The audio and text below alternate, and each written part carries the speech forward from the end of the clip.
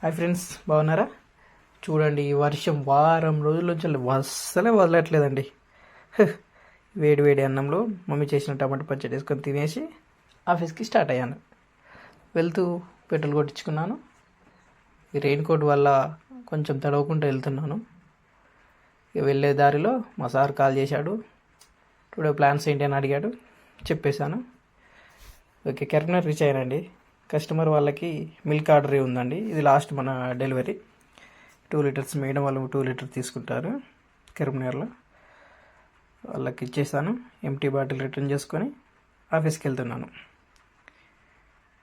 మా office first ఫ్లోర్లో ఉంటుందండి. ఇదే మా ఆఫీస్ చూడండి. అలా ఆఫీస్లో ఒక చిన్న బ్రేక్. సో ఇవాళ వర్క్ ఉందండి, లీగల్ కస్టమర్ది లీగల్ ఒపీనియన్ తీసుకోవడానికి అడ్వకేట్ దగ్గరికి వెళ్ళాను.